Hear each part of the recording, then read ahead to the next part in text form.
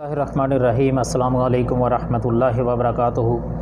آپ دیکھ رہے ہیں یوٹیوب چینل اور میں خورشید احمد ہوں۔ آئیے قرآن پڑھیں کے سلسلے میں آج ہم سورۃ آل عمران کی آیت نمبر 21 سے آیت نمبر 30 کا ترجمہ اور تشریح پڑھیں گے۔ اعوذ باللہ من الشیطان الرجیم، بسم اللہ الرحمن الرحیم۔ ان الذین یکفرون بآیات اللہ ویقتلون النبیین بغیر حق ویقتلون الذین یأمرون بالقسط من الناس فبشرہم بعذاب علیم۔ جو لوگ اللہ تعالیٰ کی آیتوں سے کفر کرتے ہیں اور ناحق نبیوں کو قتل کر ڈالتے ہیں، اور جو لوگ عدل و انصاف کی بات کہیں انہیں بھی قتل کر ڈالتے ہیں، تو اے نبی صلی اللہ علیہ وسلم انہیں دردناک عذاب کی خبر دے دیجئے۔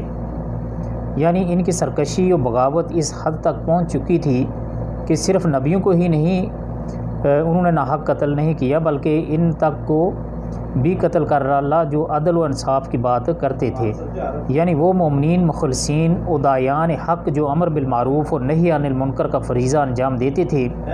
نبیوں کے ساتھ ان کا تذکرہ فرما کر اللہ تعالیٰ نے ان کی عظمت و فضیلت بھی واضح کر دی ہے۔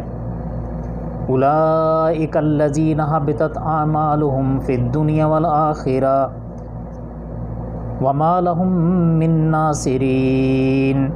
ان کے اعمال دنیا اور آخرت میں غارت ہیں اور ان کا کوئی مددگار نہیں ہے۔ الم تر الی الذین اوتوا نصیبا من الکتاب یدعون الی کتاب اللہ لیحکم بینہم ثم یتولی فریق منہم وہم معرضون۔ کیا آپ نے نہیں دیکھا جنہیں ایک حصہ کتاب کا دیا گیا ہے، وہ اپنے آپس کے فیصلوں کے لیے اللہ تعالیٰ کی کتاب کی طرف بلائے جاتے ہیں، پھر بھی ایک جماعت ان کی منہ پھیر کر لوٹ جاتی ہے۔ ان اہل کتاب سے مراد مدینے کے یہودی ہیں جن کی اکثریت قبول اسلام سے معروم رہی۔ وہ اسلام، مسلمانوں اور نبی صلی اللہ علیہ وسلم کے خلاف مکروہ سازشوں میں مصروف رہے، تاہم کہ ان کے دو قبیلے جلا وطن اور ایک قبیلہ قتل کر دیا گیا۔ ذالک بانہم قالوا لن تمسنا النار الا ایاما معدودات وغرہم فی دینہم ما کانوا یفترون۔ اس کی وجہ ان کا یہ کہنا ہے کہ ہمیں تو گنے چنے چند دن ہی آگ جلائے گی۔ ان کی گڑی گڑائی باتوں نے انہیں ان کے دین کے بارے میں دھوکے میں ڈال رکھا ہے۔ یعنی کتاب اللہ کے ماننے سے گریز و احتراز کی وجہ کا یہ الزام باطل ہے کہ اول تو وہ جہنم میں جائیں گے ہی نہیں، اور گئے بھی تو صرف چند دن ہی کے لیے جائیں گے، اور انہیں مڑ گڑت باتوں نے انہیں دھوکے میں اور فریب میں ڈال رکھا ہے۔ فَكَيْفَ إِذَا جَمَعْنَاهُمْ لِيَوْمٍ لَا رَيْبَ فِيهِ وَوُفِّيَتْ كُلُّ نَفْسٍ مَا كَسَبَتْ وَهُمْ لَا يُظْلَمُونَ۔ پس کیا حال ہوگا جب کہ ہم انہیں اس دن جمع کریں گے جس کے آنے میں کوئی شک نہیں، اور ہر شخص کو اپنا اپنا کیا پورا دیا جائے گا اور ان پر ظلم نہ کیا جائے گا۔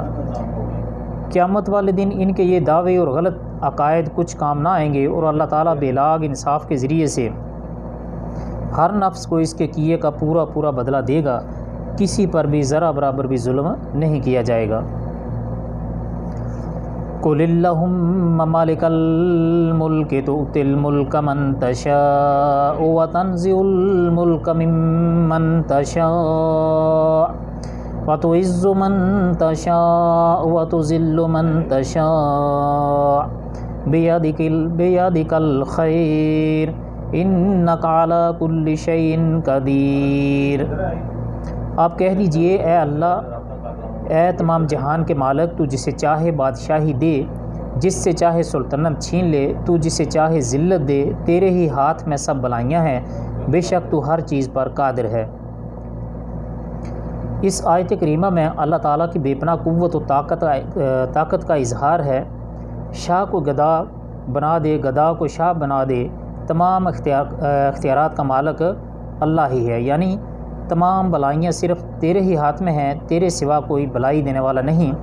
شرکا، خالق بھی اگرچہ اللہ تعالیٰ ہی ہے، لیکن ذکر صرف خیر کا کیا گیا ہے، شر کا نہیں، اس لیے کہ خیر اللہ کا فضل محض ہے، باخلاف شر کہ یہ انسان کے اپنے عمل کا بدلہ ہے جو اسے پہنچتا ہے، یا اس لیے کہ شر بھی اس کے قضاء و قدر کا حصہ ہے۔ جو خیر کی متمدن ہے اس اعتبار سے اس کے تمام افعال خیر ہی ہے۔ تولج اللیل فی النہار وتولج النہار فی اللیل وتخرج الحی من المیت وتخرج المیت من الحی وترزق من تشاء بغیر حساب۔ تو ہی رات کو دن میں داخل کرتا ہے اور دن کو رات میں لے جاتا ہے۔ تو ہی بے جان سے جاندار پیدا کرتا ہے اور تو ہی جاندار سے بے جان پیدا کرتا ہے۔ تو ہی ہے جسے چاہتا ہے بے شمار روزی دیتا ہے۔ رات کو دن میں اور دن کو رات میں داخل کرنے کا مطلب موسمی تغیرات ہیں۔ رات لمبی ہوتی ہے تو دن چھوٹا ہو جاتا ہے، اور دوسرے موسم میں اس کے برعکس دن لمبا اور رات چھوٹی ہو جاتی ہے، یعنی کبھی رات کا حصہ دن میں اور کبھی دن کا حصہ رات میں داخل کر دیتا ہے، جس سے رات اور دن چھوٹے بڑے ہو جاتے ہیں۔ جیسے نطفہ مردہ پہلے زندہ انسان سے نکلتا ہے، پھر اس مردہ یعنی نطفہ سے انسان، اس طرح مردہ انڈے سے پہلے مرغی، پھر زندہ مرغی سے انڈا، مردہ یا کافر سے مومن اور مومن سے کافر پیدا فرماتا ہے۔ بعض روایات میں ہے کہ معاذ رضی اللہ عنہ نے نبی صلی اللہ علیہ وآلہ وسلم سے اپنے اوپر قرض کی شکایت کی تو آپ صلی اللہ علیہ وسلم نے فرمایا کہ تم یہ آیت قل اللہم مالک الملک تؤتی الملک من تشاء وتنزع الملک ممن تشاء وتعز من تشاء وتذل من تشاء بیدک الخیر انک علی کل شیء قدیر پڑھا کرو، یہ دعا کرو، رحمان الدنیا والآخرہ ورحیمہا تعطی من تشاء منہما رتبن من تشاء ارحمنی رحمہ تغننی بہا عن رحمت من سواک اللہم اغننی من الفقر واقض عن الدین۔ ایک دوسری روایت میں ہے کہ یہ ایسی دعا ہے کہ تم پر احد پہاڑ جتنا قرض بھی ہو تو اللہ تعالیٰ اس کی ادائیگی کا تمہارے لیے انتظام فرما دے گا۔ لا يتخذ المؤمنون الكافرین لا يتخذ المؤمنون الكافرین اولیاء من دون المؤمنین ومن يفعل ذلك فليس من الله في شيء إلا أن تتقوا منهم تقى ويحذركم الله نفسه وإلى الله المصير۔ مومنوں کو چاہیے کہ ایمان والوں کو چھوڑ کر کافروں کو اپنا دوست نہ بنائیں، اور جو ایسا کرے گا وہ اللہ تعالیٰ کی کسی حمایت میں نہیں، یہ ان کے شر سے کس طرح بچاؤ مقصود ہو۔ اللہ تعالیٰ خود تمہیں اپنی ذات سے ڈرا رہا ہے اور اللہ تعالیٰ ہی کی طرف لوٹ کر جانا ہے۔ اولیاء ولی کی جمع ہے۔ ولی ایسے دوست کو کہتے ہیں جس سے دلی محبت اور خصوصی تعلق ہو، جیسے اللہ تعالیٰ نے اپنے آپ کو اہل ایمان کا ولی قرار دیا ہے۔ اللہ ولی الذین آمنوا یخرجہم من الظلمات الی النور، سورہ بقرہ کی آیت نمبر 257 ہے یہ، یعنی اللہ اہل ایمان کا ولی ہے۔ مطلب یہ ہوا کہ اہل ایمان کو ایک دوسرے سے محبت اور ایک دوسرے کے ساتھ خصوصی تعلق ہے، اور وہ آپس میں ایک دوسرے کے ولی و دوست ہیں۔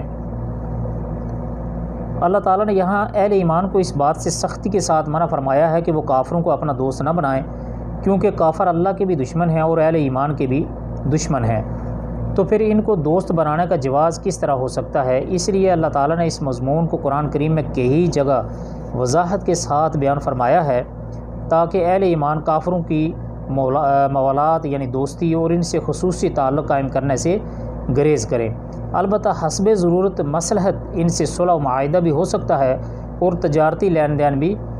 اسی طرح جو کافر مسلمانوں کے دشمن نہ ہوں، ان سے حسن سلوک اور مدارات کا معاملہ بھی جائز ہے، جس کی تفصیل سورۃ ممتحنہ میں ہے، کیونکہ یہ سارے معاملات موالات یعنی دوستی و محبت سے مختلف ہیں۔ یہ اجازت ان مسلمانوں کے لیے ہے جو کسی کافر کی حکومت میں رہتے ہوں کہ ان کے لیے اگر کسی وقت اظہار دوستی کے بغیر ان کے شر سے بچنا ممکن نہ ہو تو وہ زبان سے ظاہری طور پر دوستی کا اظہار کر سکتے ہیں۔ قُلْ إِن تُخْفُوا مَا فِي صُدُورِكُمْ أَوْ تُبْدُوهُ يَعْلَمْهُ اللَّهُ وَيَعْلَمُ مَا فِي السَّمَاوَاتِ وَمَا فِي الْأَرْضِ وَاللَّهُ عَلَى كُلِّ شَيْءٍ قَدِيرٌ۔ کہہ دیجئے کہ تم اپنے سینوں کی باتیں چھپاؤ خواہ ظاہر کرو، اللہ تعالیٰ بہرحال جانتا ہے۔ آسمانوں اور زمین میں جو کچھ ہے سب اسے معلوم ہے، اور اللہ تعالیٰ ہر چیز پر قادر ہے۔